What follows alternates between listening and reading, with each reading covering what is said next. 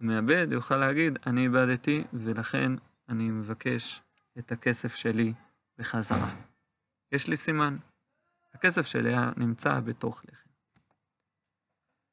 מה הקשר בין סימנים לבין היכולת לקחת? תשובה. הרי אם אני לוקח משהו שלא שלי, זה לא בסדר, נכון? תשובה. בגלל שאין סימנים, המעבד יתייאש מלמצוא את האבדה, ולכן ויתר עליה. אבל אם יש סימנים, הוא לא יתייאש, ותמיד יחפש את האבדה. לכן כל הדוגמאות שמביא רבי מאיר במשנה, אדם יכול לקחת אותם לעצמו, כי אין עליהם סימנים.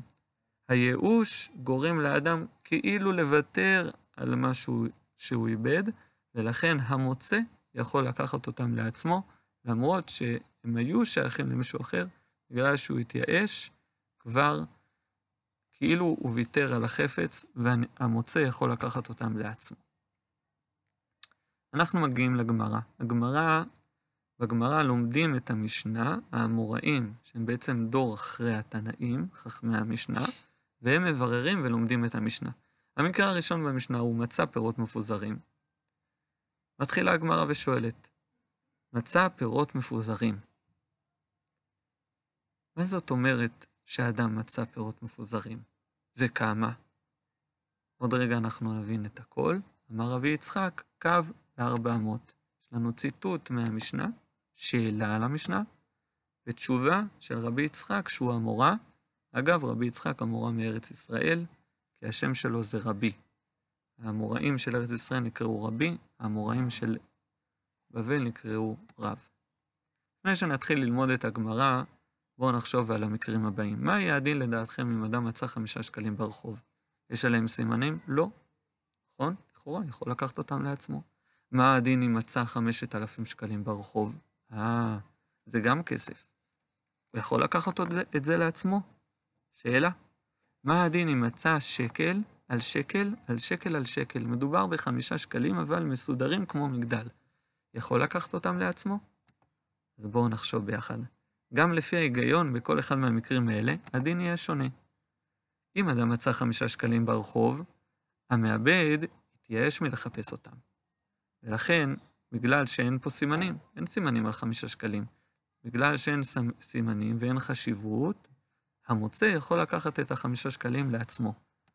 אבל, אם אדם איבד 5,000 שקלים ברחוב, הוא מתייאש? נכון שאין סימנים, אבל יש חשיבות מאוד גדולה, נכון? זה לא אותו דבר. אותו דבר, אם אדם מצא שקל על שקל על שקל על שקל, האדם ששם את 5 שקלים האלה אחד על גבי השני, עשה את זה בצורה מיוחדת, אז יש פה סימנים, ולכן יש פה חשיבות. זאת אומרת, לפעמים יש לנו 5 שקלים שאני לא יכול לקחת לעצמי, ולפעמים יש 5 שקלים שאני כן יכול לקחת לעצמי. מה ההבדל? אם אין סימנים, אז יש ייאוש, ואני יכול לקחת. אבל אם יש סימנים, גם אם מדובר באותו כסף, או אפילו יותר זול, יש חשיבות למי שאיבד את זה. הוא עשה את זה במיוחד, הוא שם את הכסף בתוך הלחם, יש לו סימן. אם הוא יבוא ויחפש את הכסף, יהיה לו דרך להוכיח, ולכן הוא לא מתייאש, ולכן הוא יוכל לקבל את זה בחזרה. אותו דבר שואלת הגמרא, אדם שמצא פירות מפוזרים. מה זה אומר פירות מפוזרים? כן? עוד רגע נראה את התשובה של רבי יצחק. האם לדעתכם למשל זה נקרא פירות מפוזרים? שהתפוזים עומדים אחד ליד השני? או שהם מרוחקים אחד מהשני?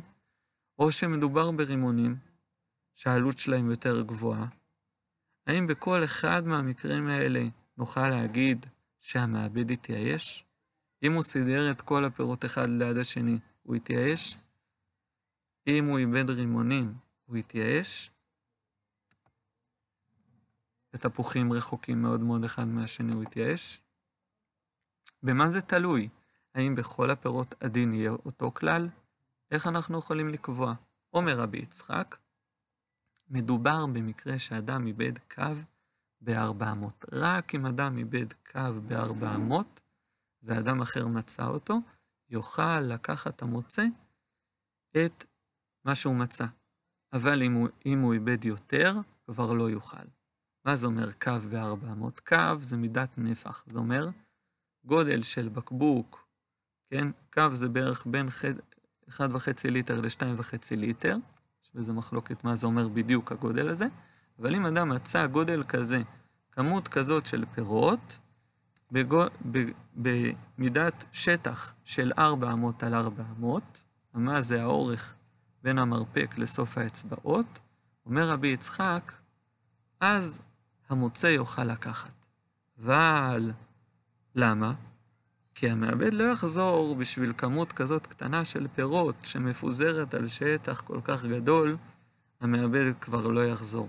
יש פה ייאוש ואין פה סימנים, לכן המוצא יכול לקחת. אבל במקרה אחר, במקרה שאדם למשל מצא המון פירות, גם אם זה בשטח של 4 על 400, של 2 מטר על 2 מטר, אני כבר לא יכול להגיד שהמעבד התייאש, כי זה דומה למשל למציאות של 5,000 שקלים, כן, שאדם מצא. אין פה ייאוש, יש פה דבר כל כך חשוב, שהמעבד יבוא ויחזור ויחפש את העבודה שלו, ולכן אין פה ייאוש, אני חייב להכריז על הפירות.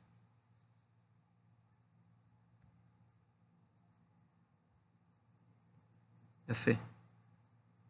בסיום הסרטון, אנא עשו את שאלות החזרה במחברת. עברו על השאלות הבאות עם הסבר הסרטון, ונסו להסביר ולבדוק האם הבנו היטב את שאלת הגמרא, את תשובת רבי יצחק, ומה זה אומר קו ומה זה אומר רמה. בהצלחה גדולה, אני מחכה לראות את התשובות שלכם במחברת.